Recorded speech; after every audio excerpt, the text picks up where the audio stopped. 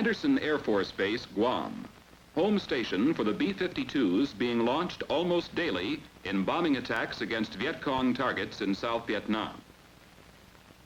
Under SAC's contingency planning, thousands of tons of conventional ordnance had been pre-stocked at Andersen Air Force Base long before the first bombing raids, which began on June 18, 1965.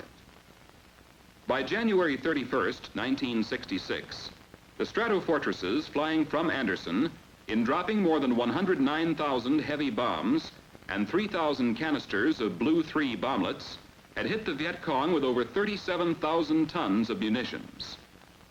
Continuous planning and efficient materiel and logistics management has maintained the ordnance stockpile at required levels.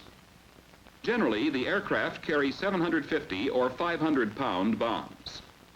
On some strikes, where the penetration of extremely thick jungles or the collapse of enemy tunnels has been required, 1,000-pound semi-armor-piercing bombs have been used.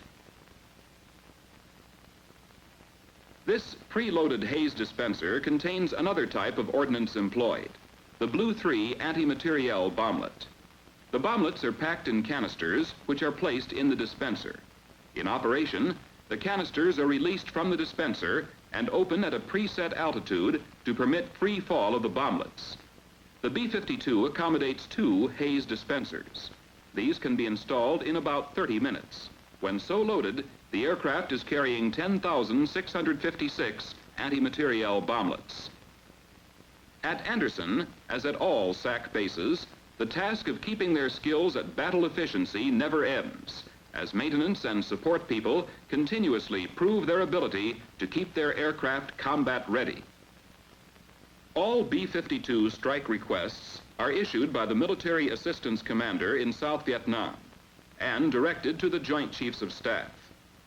Informational copies go to Headquarters SAC, PACAF, and the 3rd Air Division at Andersen Air Force Base, Guam.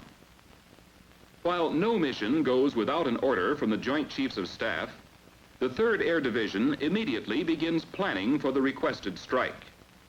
This greatly reduces reaction time when JCS approval is received. Coordinating with SAC headquarters, detailed sortie folders are prepared, briefings are held, and the specific type of ordnance to be carried by each aircraft is loaded. Reaction time from the receipt of a normal request until the planes are over their objective is 24 hours, and this includes the 6 hours flying time to target. In urgent situations, such as close air support for our ground forces, the B-52s have blasted the enemy just 15 hours after the request was received. Along with their present job of striking targets in South Vietnam, the 30 bombers at Guam are on call for strikes on strategic targets as directed by the Joint Chiefs of Staff.